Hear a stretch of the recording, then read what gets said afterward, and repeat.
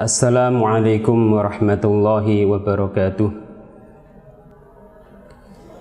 Innal hamdalillah nahmaduhu wa nasta'inuhu wa nastaghfiruh wa na'udzu billahi min syururi anfusina wa min sayyiati a'malina. May yahdihillahu fala mudilla lahu wa may yudlil fala hadiya lahu. Wa asyhadu an la ilaha illallah wahdahu la syarika lah. Wa asyhadu anna Muhammadan abduhu wa rasuluh. Allahumma salli ala Muhammad wa ala ali Muhammad kama sallaita ala Ibrahim wa ala ali Ibrahim innaka Hamidum Majid. Wa barik ala Muhammad wa ala ali Muhammad kama barakta ala Ibrahim wa ala ali Ibrahim innaka Hamidum Majid. Qala Allah Ta'ala fi kitabihil karim, ya ayyuhalladzina amanu taqullaha haqqa tuqatih wa la tamutunna illa wa antum muslimun. Wa qala يا أيها الناس اتقوا ربكم الذي خلقكم من نفس واحدة وخلق منها زوجها وبث منهما رجالا كثيرا ونساء واتقوا الله الذي تساءلون به والأرحام إن الله كان عليكم رقيبا. وقال يا أيها الذين آمنوا اتقوا الله وقولوا قولا سديدا يصلح لكم أعمالكم ويغفر لكم ذنوبكم ومن يطع الله ورسوله فقد فاز فوزا عظيما. Amma ba'd. Bapak, ibu-ibu yang dimuliakan Allah Subhanahu wa ta'ala, alhamdulillah, pada kesempatan subuh kali ini kita dipertemukan kembali oleh Allah Subhanahu wa ta'ala dalam kajian fikih keluarga. Semoga Allah Subhanahu wa ta'ala senantiasa memberikan taufik kepada kita semuanya, dan semoga Allah Subhanahu wa ta'ala senantiasa memberkahi majelis-majelis yang kita adakan, sehingga ilmu yang kita dapatkan menjadi ilmu yang bermanfaat, ilmu yang menghiasi hati kita, dan kemudian bisa kita realisasikan dalam ucapan kita dan dalam perbuatan anggota-anggota badan kita yang lain. Salawat dan salam semoga senantiasa tercurahkan kepada baginda Rasulullah Muhammad sallallahu alaihi wa ala alihi wasallam, kepada keluarganya, kepada anak turunnya, kepada para pengikutnya dalam kebaikan hingga di yaumul qiyamah nanti. Dan semoga Allah Subhanahu wa ta'ala menjadikan kita termasuk umat Rasulullah sallallahu alaihi wa ala alihi wasallam yang mau untuk meniti jalan kehidupan Rasulullah sallallahu alaihi wa ala alihi wasallam, dan di akhirat kelak kita akan mendapatkan syafaat dari baginda Rasulullah Muhammad sallallahu alaihi wa ala alihi wasallam. Ma'asyiral muslimin wal muslimat yang dimuliakan Allah Subhanahu wa ta'ala, pada kesempatan subuh kali ini alhamdulillah kita telah masuk ke dalam pertemuan yang ketujuh dari kajian Fiqhul Usrah dengan panduan kitab Bulughul Maram karya Al-Hafidh Ibnu Hajar Al-Asqalani rahimahullahu ta'ala. Pada kesempatan subuh kali ini, insyaallah ta'ala kita akan mempelajari hadis yang ke-7 yang dibawakan oleh Al-Hafidh Ibnu Hajar Al-Asqalani rahimahullah ta'ala dalam Bulughul Maram. Qala rahimahullahu ta'ala, wa an Abdullah bin Mas'ud radhiyallahu ta'ala anhu, dan dari sahabat yang mulia Abdullah ibnu Mas'ud radhiyallahu ta'ala anhu qala, beliau mengatakan, allamana Rasulullah sallallahu alaihi wasallam, Rasulullah sallallahu alaihi wasallam telah mengajarkan kepada kami at-tasyahhuda fil hajati, tasyahud di dalam hajah. Innal hamdalillah, sesungguhnya segala bentuk pujian yang sempurna dengan disertai kecintaan dan pengagungan hanya untuk Allah semata. Nahmaduhu, kami senantiasa memuji kepada Allah Subhanahu wa ta'ala, wa nasta'inuhu, dan kami senantiasa meminta pertolongan kepada Allah Subhanahu wa ta'ala, wa nastaghfiruh, dan kami senantiasa meminta ampunan kepada Allah Subhanahu wa ta'ala, wa na'udzu billahi min syururi anfusina, dan kami senantiasa berlindung kepada Allah dari kejahatan jiwa kami, wa min sayyiati a'malina, dan dari kejelekan amalan-amalan kami. May yahdihillahu fala mudhillalah, barang siapa yang diberi petunjuk oleh Allah, maka tidak ada yang bisa menyesatkannya. Wa may yudlil fala hadiyalah, dan barang siapa yang Allah sesatkan, tidak ada yang akan mampu memberikan petunjuk kepadanya. Wa asyhadu an la ilaha illallah, dan saya bersaksi bahwasanya tidak ada yang berhak disembah dengan benar kecuali Allah. Wa asyhadu anna Muhammadan abduhu wa rasuluh, dan saya bersaksi bahwa Muhammad sallallahu alaihi wasallam adalah hamba dan rasulnya.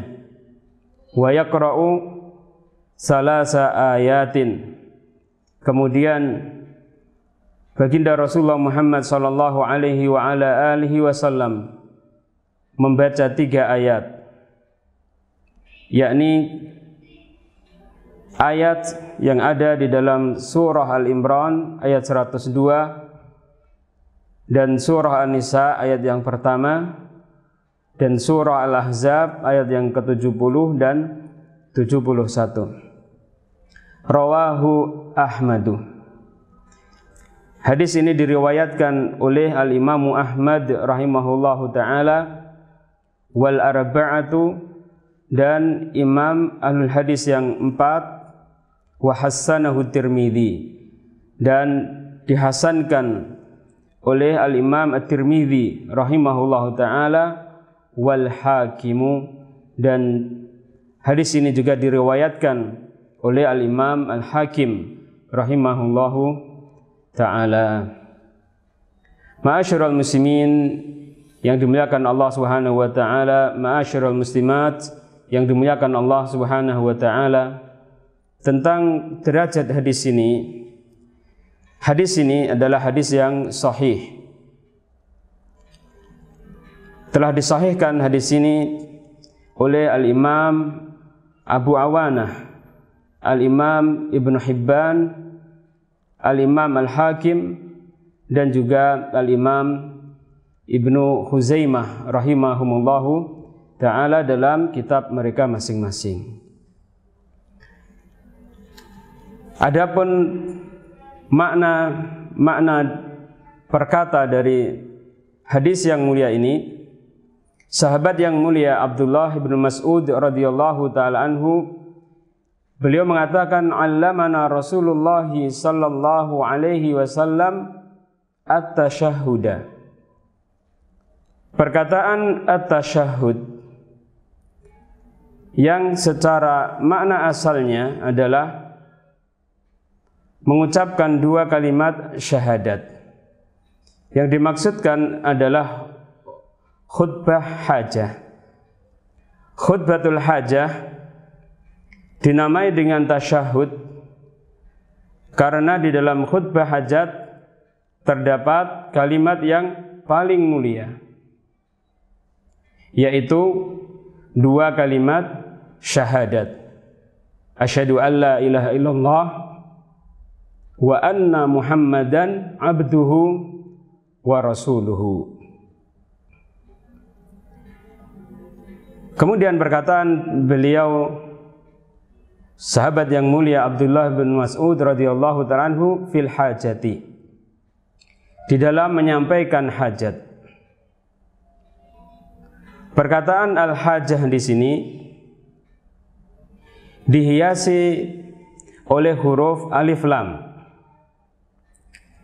Dengan demikian al-hajah di sini memiliki makna umum, yakni segala macam hajat.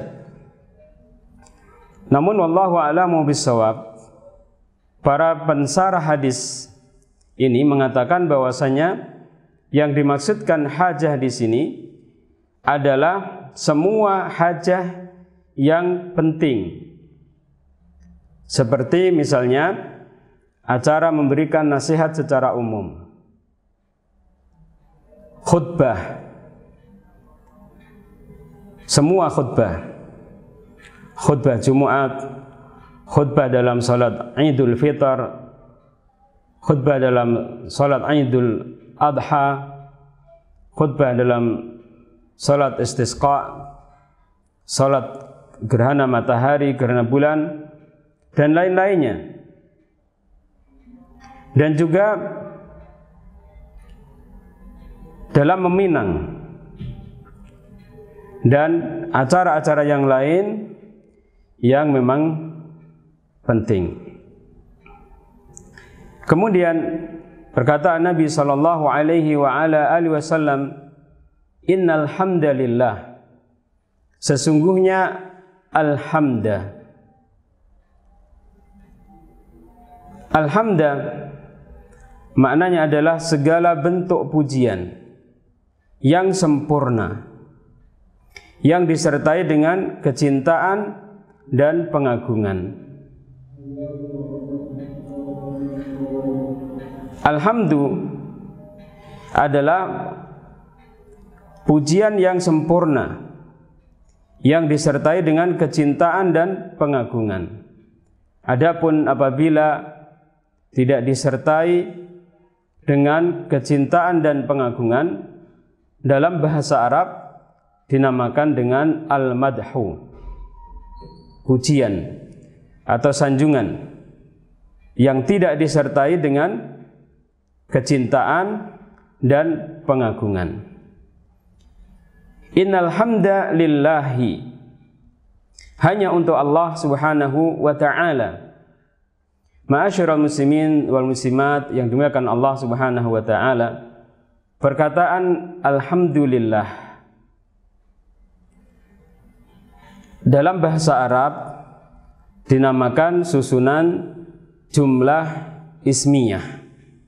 Susunan yang seperti ini bertujuan untuk menunjukkan bahwa perbuatan tersebut dilakukan secara terus-menerus.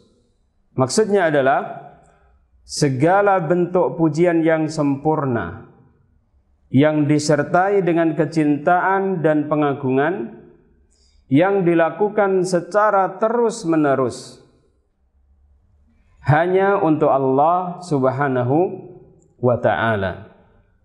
Kenapa demikian? Karena Allah Subhanahu wa ta'ala terpuji di dalam zatnya. Allah Subhanahu wa ta'ala terpuji dalam sifat-sifatnya. Allah Subhanahu wa ta'ala terpuji dalam nama-namanya. Allah Subhanahu wa ta'ala terpuji dalam qada dan qadarnya. Allah Subhanahu wa ta'ala terpuji dalam semua syariat-syariatnya. Oleh karena itu Allah Subhanahu wa ta'ala dipuji dengan pujian yang sempurna dan secara terus-menerus dalam segala keadaan. Karena itulah disebutkan dalam sebuah riwayat bahwasannya kana Rasulullah sallallahu alaihi wa ala alihi wasallam idza ra'a ma yuhibbuhu qala alhamdulillahilladzi tatimmu bi ni'matihi shalihat. Rasul sallallahu alaihi wasallam apabila melihat sesuatu yang beliau cintai, beliau mengatakan alhamdulillahilladzi tatimmu bi ni'matihi shalihat. Segala puji yang sempurna yang disertai dengan kecintaan dan pengagungan hanya semata-mata untuk Allah Subhanahu wa ta'ala, yang sempurna dengannya dan yang sempurna dengan kenikmatannya as-shalihat, segala macam bentuk amal salih.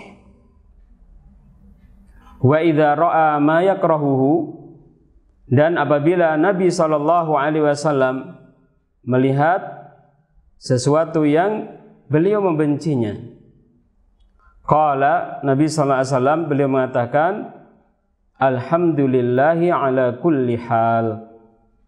Segala pujian yang sempurna yang disertai dengan kecintaan dan pengagungan hanya untuk Allah Subhanahu wa ta'ala ala kulli hal, di segala keadaan. Allah Subhanahu wa ta'ala terpuji secara sempurna,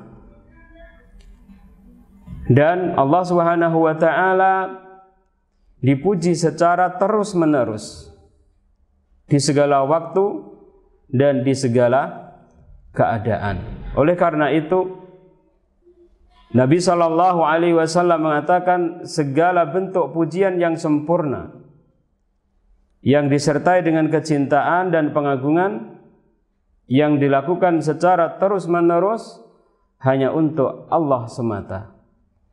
Adapun pujian yang tidak sempurna, yang tidak secara terus-menerus, kadang dilakukan oleh seseorang untuk memuji kepada sesama manusia. Namun pujian tersebut bukanlah pujian yang sempurna, bukan pujian yang dilakukan secara terus-menerus, tetapi pujian yang nisbi, pujian yang relatif.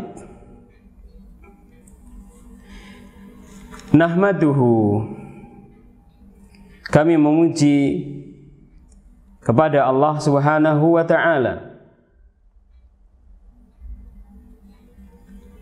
Rasulullah Muhammad sallallahu alaihi wa ala alihi wasallam dalam perkataan beliau yang mulia ini menggunakan kata kerja bentuk mudhari'. Wallahu a'lamu bis-shawab. Hal ini adalah untuk menunjukkan makna at-tajaddudu wal istimrar, pembaruan dan terus-menerus.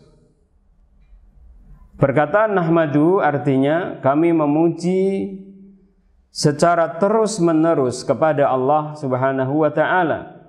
Dengan demikian maka perkataan nahmaduhu menguatkan perkataan yang sebelumnya, innal hamda lillah. Innal hamdalillah nahmaduhu wa nasta'inuhu. Dan kami meminta pertolongan kepada Allah Subhanahu wa taala. Perkataan nasta'inu di sini menggunakan kata kerja mudhari' untuk menunjukkan kepada makna at-tajaddudu wal istimrar, menunjukkan kepada makna pembaruan dan terus menerus. Dan di dalam perkataan nasta'inuhu, kami meminta pertolongan kepada Allah Subhanahu wa taala, tidak disebutkan objek dari meminta pertolongan di sini. Hal ini adalah untuk menunjukkan kepada makna yang umum, yakni kita meminta pertolongan kepada Allah Subhanahu wa taala untuk melakukan segala bentuk aktivitas yang bersifat duniawi dan ukhrawi. Karena apabila kita melakukan aktivitas yang bersifat duniawi dan ukhrawi, kita tidak mendapatkan pertolongan dari Allah Subhanahu wa taala, niscaya kita tidak akan bisa melakukannya. Dan inilah ma'asyiral muslimin wal muslimat yang dimuliakan Allah Subhanahu wa taala, rahasia kenapa Allah Subhanahu wa taala menggabungkan antara isti'anah dengan ibadah di dalam firman-Nya yang mulia, iyyaka na'budu wa iyyaka nasta'in. Hanya kepadamu ya Allah kami beribadah, dan hanya kepadamu ya Allah kami meminta pertolongan.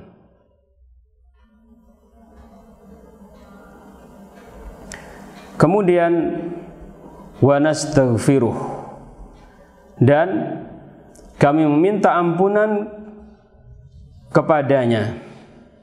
Maksudnya adalah kami meminta ampunan kepada Allah Subhanahu wa taala dari segala macam bentuk kesalahan dan kekurangan yang kami lakukan dalam memuji Allah, dalam menunaikan kewajiban kami yang diwajibkan oleh Allah Subhanahu wa taala.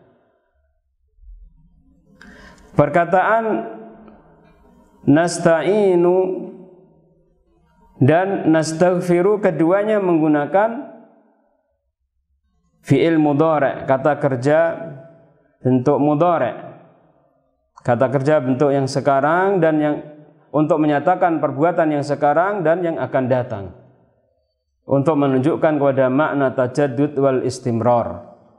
Artinya kita senantiasa meminta pertolongan kepada Allah Subhanahu wa taala, dan kita senantiasa meminta ampunan kepada Allah Subhanahu wa ta'ala, karena kita senantiasa butuh kepada Allah Subhanahu wa ta'ala ketika melakukan aktivitas duniawiyah dan ukhrawiyah, dan kita senantiasa butuh kepada Allah Subhanahu wa ta'ala dan ampunannya, karena kita memang tidak pernah lepas dari segala macam bentuk kesalahan dan kekurangan, baik dalam memuji Allah Subhanahu wa taala ataupun dalam menunaikan kewajiban kita yang diwajibkan oleh Allah Subhanahu wa taala. Wa na'udzubillah, dan kami berlindung kepada Allah, min syururi anfusina, dari kejahatan jiwa kami.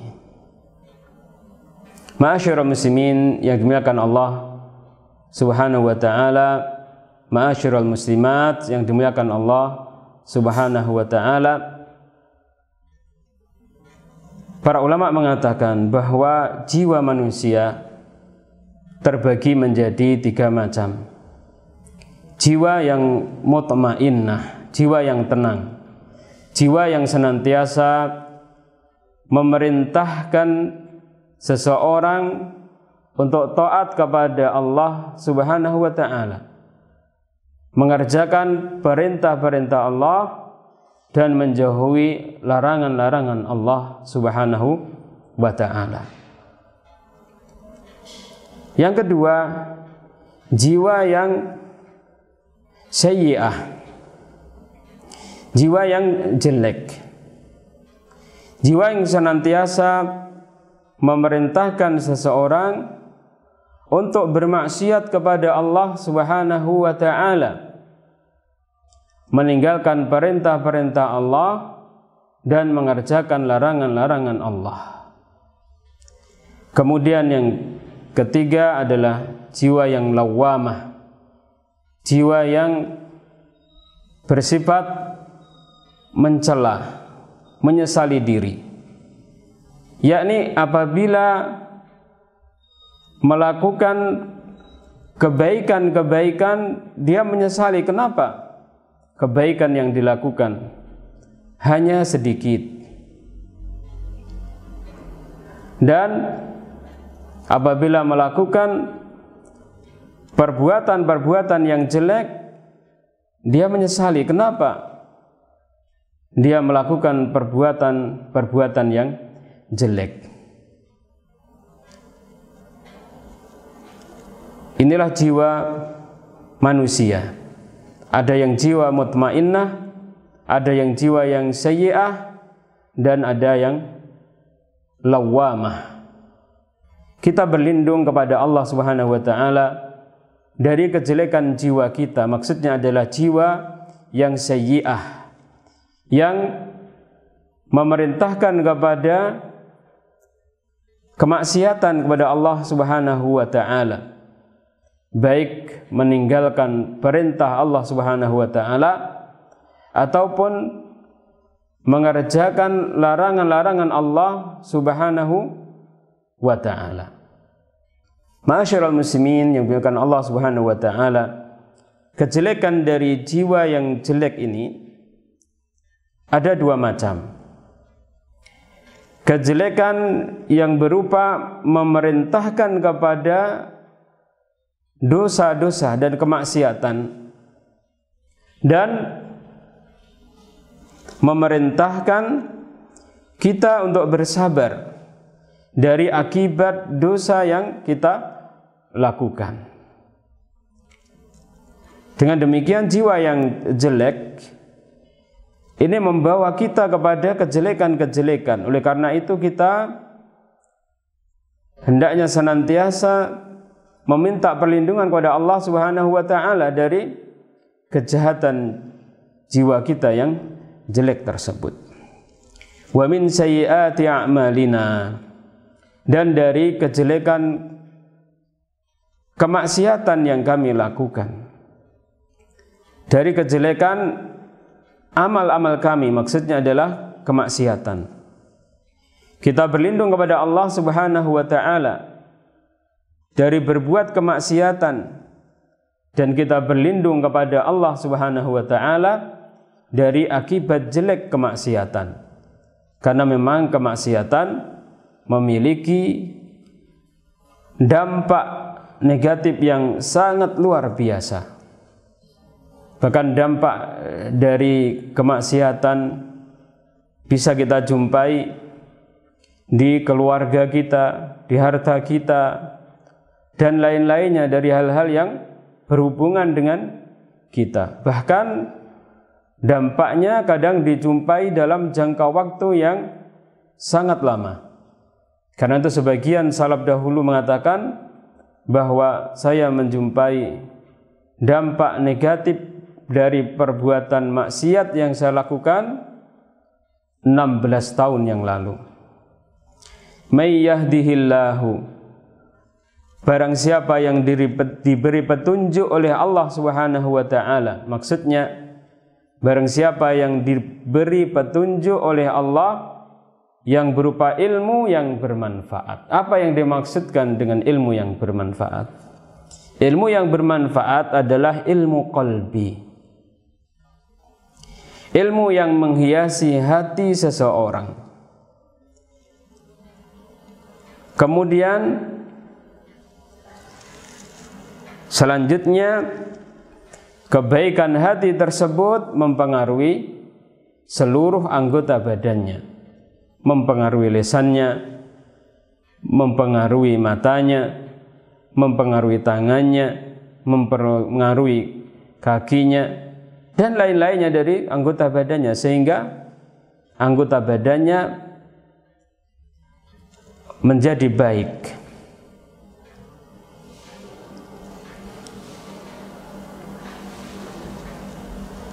Inilah ilmu yang bermanfaat. Dan kebalikannya adalah ilmu yang tidak bermanfaat. Apa yang dimaksudkan dengan ilmu yang tidak bermanfaat? Yang dimaksudkan dengan ilmu yang tidak bermanfaat adalah ilmu lisani.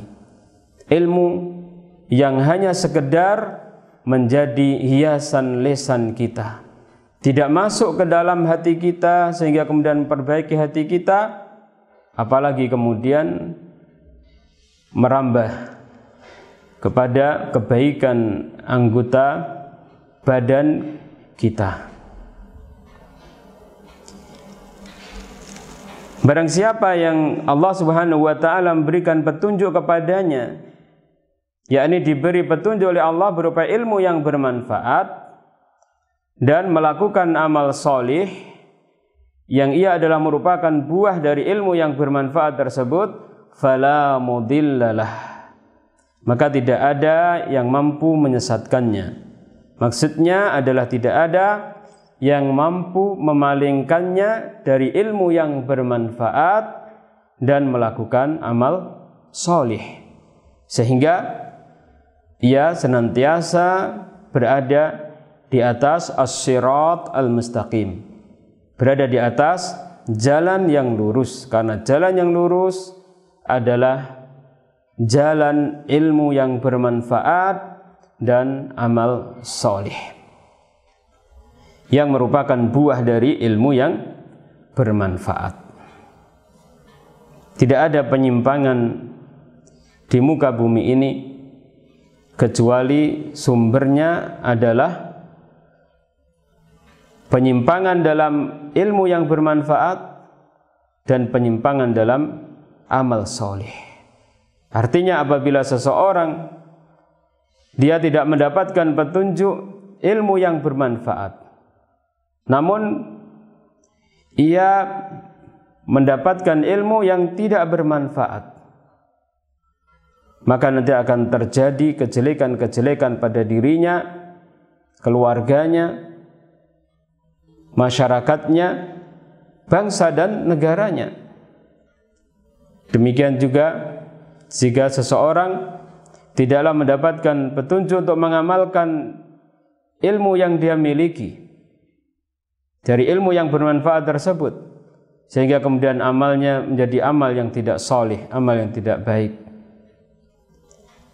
amal yang tidak sesuai dengan apa yang dikehendaki oleh Allah dan Rasul Muhammad sallallahu alaihi wasallam, amal yang tidak baik secara akli maupun secara syar'i, maka niscaya yang akan muncul dari diri orang yang seperti ini adalah kejelekan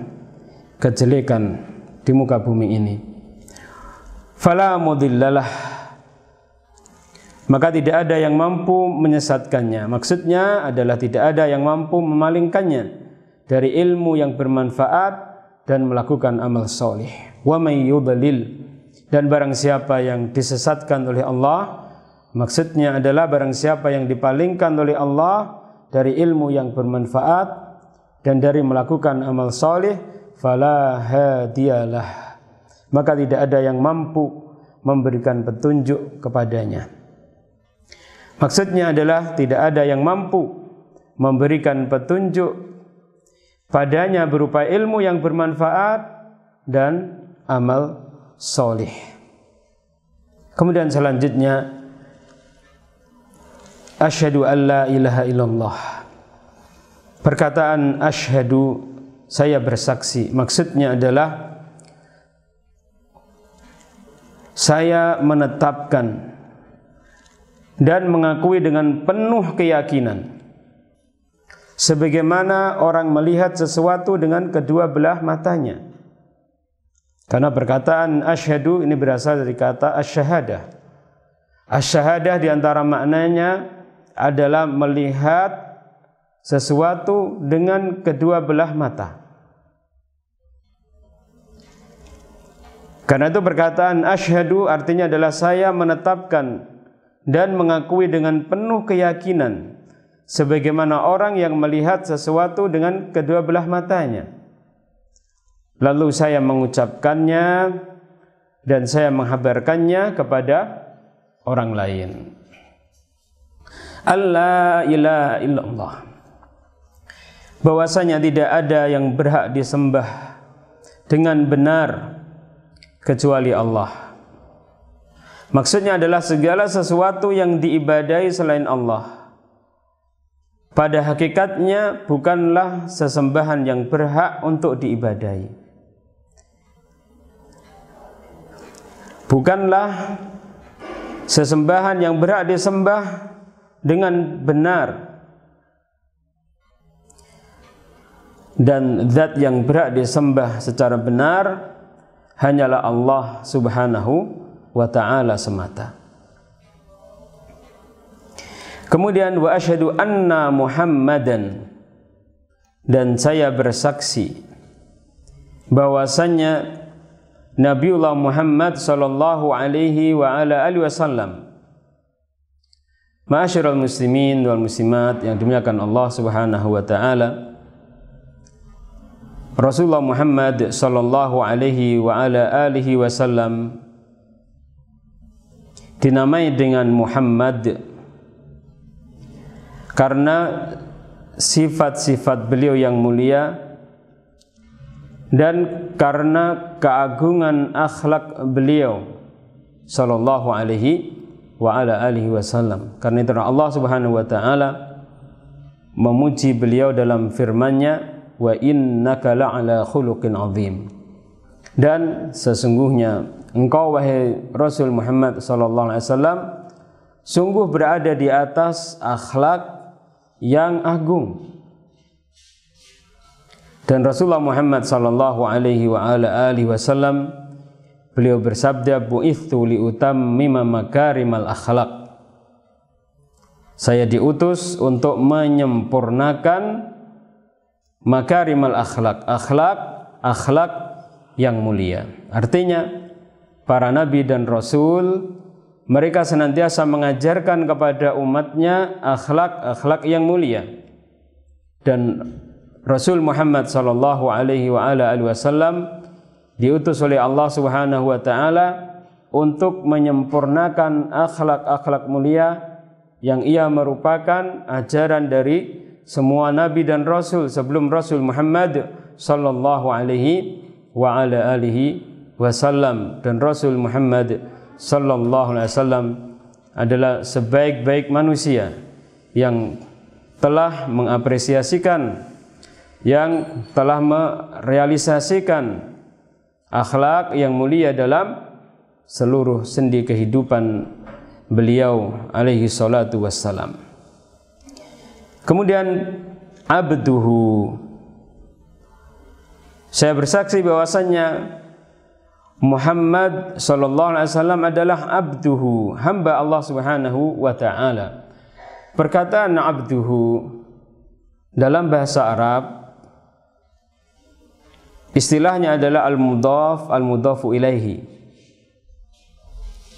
Dua kata yang digabung menjadi satu, sehingga kemudian memiliki makna sesuai dengan yang diinginkan oleh pengucapnya. Dan perkataan yang bersifat mudhaf dan mudhaf ilaih memiliki makna umum. Dengan demikian maka perkataan abduhu maksudnya adalah hamba Allah yang sempurna penghambaannya kepada Allah Subhanahu wa ta'ala. Semua makna ubudiyah yang diwajibkan oleh Allah Subhanahu wa taala kepada hambanya, maka Rasul Muhammad sallallahu alaihi wasallam telah melakukannya secara sempurna. Karena itulah Rasul Muhammad sallallahu alaihi wasallam adalah abduhu, hamba Allah Subhanahu wa taala. Maksudnya adalah hamba Allah yang sempurna penghambaannya kepada Allah. Namun perlu diingat, walaupun Nabi SAW adalah seorang hamba yang sempurna penghambaannya kepada Allah, tetapi tidaklah mencapai derajat uluhiyah, sehingga Nabi Muhammad SAW tidak berhak untuk diibadahi. Wa rasuluhu, dan Rasulnya.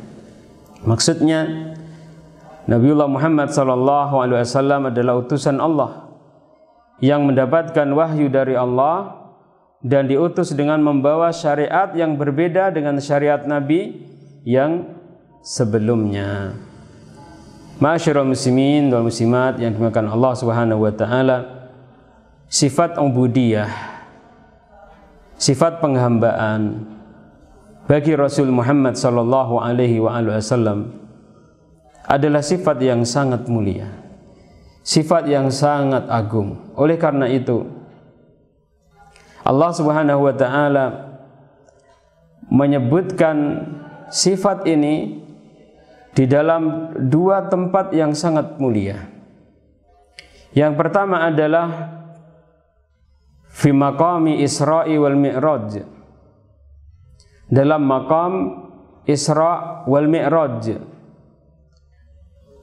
Allah Subhanahu wa taala ketika menyebutkan bahwa Allah Subhanahu wa taala mengisra' dan memi'rajkan Rasulullah Muhammad SAW, mensifatinya dengan ubudiyah. Subhanalladzi asra bi 'abdihi.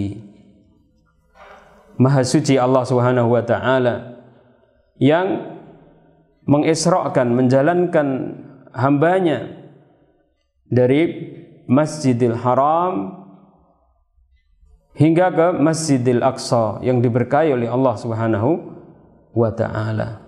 Disebutkan di dalam ayat yang mulia ini bi abdihi, hambanya, yakni Rasul Muhammad sallallahu alaihi wa ala alihi wasallam. Demikian juga Allah Subhanahu wa taala menyebutkan sifat yang mulia ini fi maqami tanzil, ketika Allah Subhanahu wa taala menyebutkan bahwa Allah Subhanahu wa taala menurunkan Al-Qur'an sebagai hudan linnas, sebagai petunjuk bagi manusia, sebagai hudan lil muttaqin, sebagai petunjuk bagi orang-orang yang bertakwa. Allah Subhanahu wa taala berfirman, Tabarakalladzi nazzalal furqana 'ala 'abdihi. Maha berbarakah Allah Subhanahu wa taala yang nazzalal furqana 'ala 'abdihi, yang menurunkan Al-Furqan, Al-Quran yang membedakan antara hak dan batil, 'ala 'abdihi, atas hambanya, yakni Rasul Muhammad sallallahu alaihi wasallam. Di dalam maqam tanzil di sini Allah Subhanahu wa taala mensifati Rasul Muhammad sallallahu alaihi wasallam dengan sifat ubudiyah. Dengan demikian maka sifat ubudiyah adalah sifat yang sangat mulia, sifat yang sangat agung bagi baginda Rasulullah Muhammad sallallahu alaihi wa ala alihi wasallam. Wa yaqra'u salasa ayat, dan kemudian baginda Rasulullah Muhammad sallallahu alaihi wa ala alihi wasallam membaca firman Allah Subhanahu wa taala yang terdapat dalam surah Al-Imran ayat yang ke-102, yaitu firman Allah Subhanahu wa taala, Ya ayyuhalladzina amanu taqullaha haqqa tuqatih wa la tamutunna illa wa antum muslimun. Hai orang-orang yang beriman, bertakwalah kepada Allah dengan sebenar-benar takwa kepadanya, dan janganlah sekali-kali kalian meninggal dunia melainkan dalam keadaan beragama Islam. Dan firman Allah Subhanahu wa taala dalam surah An-Nisa ayat yang pertama, Ya ayyuhan nasu taqu rabbakumul ladzi khalaqakum min nafsin wahidah wa khalaqa minha zawjaha wa batha minhuma rijalan katsiran wa nisaa'a wattaqullaha alladzi tasaaluna bihi wal arham innallaha kana 'alaikum raqiba. Wahai sekalian manusia, bertakwalah kepada Tuhan kalian yang telah menciptakan kalian dari diri yang satu, dan darinya Allah menciptakan istrinya, dan dari keduanya Allah memperkembangbiakkan laki-laki dan wanita yang banyak. Dan bertakwalah kepada Allah yang dengan menggunakan nama-namanya kalian saling meminta satu sama lain, dan peliharalah hubungan silaturahmi, sesungguhnya Allah Maha menjaga dan mengawasi. Dan firman Allah Subhanahu wa taala dalam surah Al-Ahzab ayat yang ke-70 dan 71, ya ayyuhalladzina amanu taqullaha wa qulu qawlan sadida. Hai orang yang beriman, bertakwalah kalian kepada Allah dan ucapkanlah perkataan yang benar. Yuslih lakum a'malakum wa yaghfir lakum dzunubakum wa man yuti'illaha wa rasulahu faqad faza fawzan 'azima. Niscaya Allah memperbaiki bagimu amalan-amalmu dan mengampuni bagimu dosa-dosamu, dan barang siapa mentaati Allah dan Rasul-Nya, maka sesungguhnya ia telah mendapat kemenangan yang besar. Ma'asyiral muslimin wa muslimat yang dimuliakan Allah Subhanahu wa taala, demikian makna perkata dari hadis yang mulia ini. Adapun makna secara global dari hadis yang mulia ini, khutbatul hajah, di dalamnya terdapat untaian mutiara kalam Rasulullah Muhammad sallallahu alaihi wa ala alihi wasallam yang diajarkan kepada umatnya agar dijadikan sebagai pembukaan dari sebuah nasihat, khutbah dan keperluan penting yang lainnya. Khutbah ini sebagaimana disebutkan dalam riwayat yang lain yang sahih dari jalan sahabat Abdullah bin Mas'ud radhiyallahu ta'ala anhu juga, khutbah ini dinamai dengan khutbah al-hajah. Beliau mengatakan, allamana Rasulullah sallallahu alaihi wasallam khutbatal hajah. Rasul sallallahu alaihi wasallam mengajarkan kepada kami khutbah al-hajah. Khutbatul hajah terkandung di dalamnya faedah yang sangat agung dan memiliki pengaruh rohani yang mendalam, yang sangat luar biasa bagi orang yang bisa memahami makna dan kandungannya. Oleh karena itu disebutkan dalam sebuah riwayat yang sahih yang diriwayatkan oleh Imam Muslim rahimahullahu taala dan lain-lainnya, bahwasanya ada seorang yang bernama Dimad Al-Azdi. Beliau pernah mendatangi Rasulullah Muhammad sallallahu alaihi wa ala alihi wasallam dengan maksud untuk meruqyah Rasulullah Muhammad sallallahu alaihi wa ala alihi wasallam, karena memang disebutkan bahwasannya Dimad Al-Azdi ini adalah seorang peruqyah yang handal pada masa jahiliyah. Dan begitu juga di awal diutusnya Rasul Muhammad sallallahu alaihi wa ala alihi wasallam, beliau dikenal sebagai peruqyah yang handal. Beliau mendatangi Rasulullah Muhammad sallallahu alaihi wasallam kemudian menawarkan untuk meruqyah Rasulullah Muhammad sallallahu alaihi wa ala alihi wasallam. Yang demikian ini adalah karena beliau mendengar dari sufaha ahli Makkah, mendengar dari orang-orang bodoh yang ada di kota Makkah, bahwa Rasul Muhammad sallallahu alaihi wasallam adalah orang yang majnun, orang yang gila. Karena beliau sebagai seorang faruqyah yang handal, maka beliau menawarkan untuk meruqyah Rasulullah Muhammad sallallahu alaihi wa ala alihi wasallam. Setiba di hadapan Nabi sallallahu alaihi wa ala alihi wasallam, beliau mengatakan, "Ya Muhammad, inni arqi min hadhihi rih." Wahai Muhammad, sesungguhnya saya adalah peruqyah yang handal yang bisa mengobati sakit jiwa. Wa innallaha yashfi ala yadi man syaa.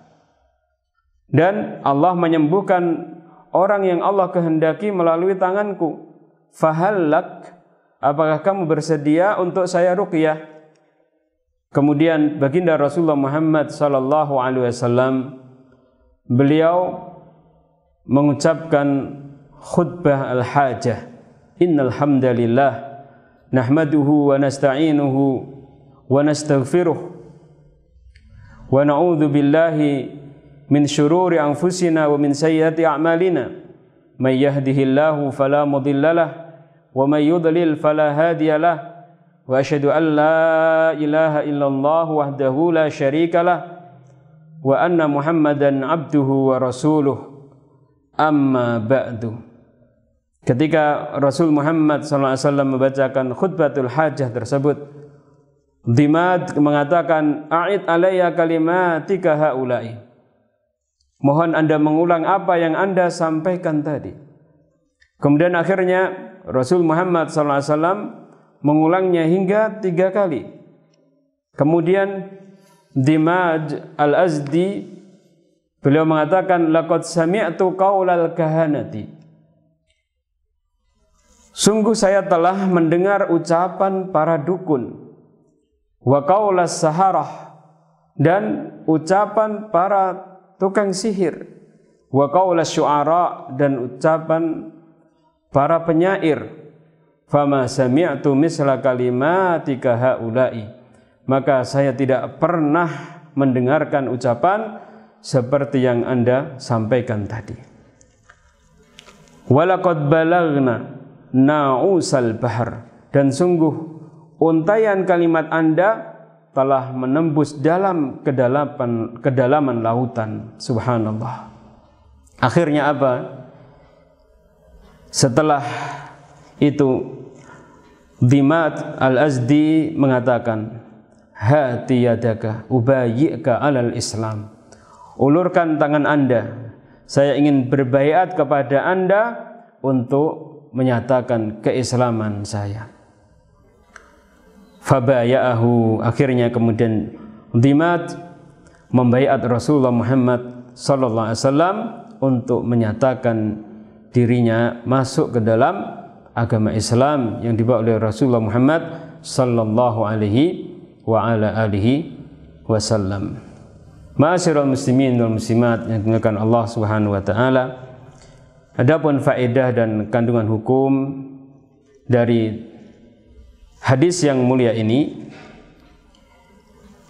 yang pertama adalah disunahkan menjadikan khutbatul hajah sebagai pembuka akad ijab kabul dalam pernikahan. Disunahkannya membacakan khutbatul hajah sebagai pembukaan akad ijab dan qabul. Ini adalah merupakan pendapat dari jumhur ahlul ilmi dari kalangan Hanafiyah, Malikiyah, Syafi'iyah, dan Hambaliyah, dan sebagian ulama yang lain berpendapat bahwasanya membacakan khutbatul hajah sebagai pembukaan akad ijab dan qabul hukumnya adalah wajib. Namun jumhur ahlul ilmi berpendapat hukumnya adalah sunnah. Al-Imam Asy-Syairazi dalam kitabnya Al-Muhadzab, beliau mengatakan, wa yustahabbu an yakhtuba qabla al-aqdi lima ruwiya an Abdillah. Dan disunahkan membaca khutbah hajah sebelum akad nikah berdasarkan hadis Abdullah bin Mas'ud radhiyallahu taala anhu. Kemudian yang kedua, disunahkan membacakan khutbatul hajah sebagai pembukaan dalam menyampaikan hajat yang penting, seperti nasihat umum, khutbah, meminang dan lainnya. Sebagaimana dohir dari ucapan sahabat Abdullah bin Mas'ud radhiyallahu ta'ala anhu fil hajati. Karena itulah para fuqaha menjelaskan bahwa dalam hal-hal yang penting seperti nasihat secara umum, khutbah, dan juga ketika meminang dalam mazhab Syafi'iyah dijelaskan bahwasanya disunahkan untuk membacakan khutbatul hajah dalam acara pernikahan ini dalam dua keadaan. Yang pertama adalah ketika khitbah, ketika meminang, dan kemudian yang kedua adalah sebelum wali menyampaikan ijab. Ya, sebelum akad, ijab, dan qabul disunahkan untuk menyampaikan khutbah hajah yang telah kita pelajari ma'aninya secara panjang lebar di depan tadi.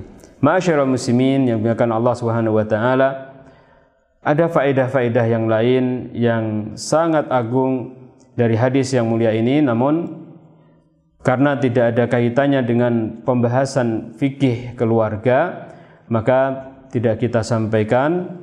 Mudah-mudahan pada kesempatan yang lain kita bisa mempelajari khutbatul hajah ini dengan yang lebih luas lagi, kandungan makna yang terkandung di dalamnya yang sangat luar biasa. Mudah-mudahan kita bisa menyelaminya, memahaminya dengan baik di waktu yang lainnya, dan semoga Allah SWT memudahkannya.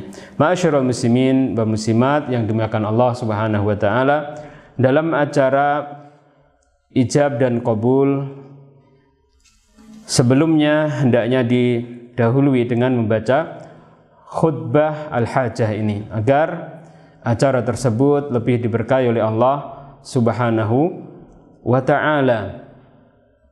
Dan kalau seandainya kita menambahkan sedikit kalimat yang memperjelas makna dan kandungan dari khutbatul hajah tersebut, insyaallah tidaklah mengapa. Ma'asyiral muslimin wal muslimat yang dimuliakan Allah Subhanahu wa taala, demikian yang bisa kita pelajari bersama pada kesempatan subuh kali ini. Semoga Allah Subhanahu wa taala memberkahinya, dan semoga Allah Subhanahu wa taala menjadikan duduk kita di majlisul ilmi pada kesempatan subuh kali ini dijadikan sebagai amal yang solih yang memperberat timbangan kebaikan-kebaikan kita di yaumul qiyamah nanti. Ada kurang dan salahnya, mohon maaf, dan semoga Allah Subhanahu wa taala mengampuninya. Aqulu qauli hadza astaghfirullah li wa lakum wa lisairil muslimina min kulli dzambin innahu kana ghafurar rahima. Wa sallallahu wasallam ala sayyidina wa habibina wa imamina wa syafi'ina Muhammadin wa ala alihi wa sahbihi ajma'in wa akhiru da'wana alhamdulillahi rabbil alamin. Assalamualaikum warahmatullahi wabarakatuh.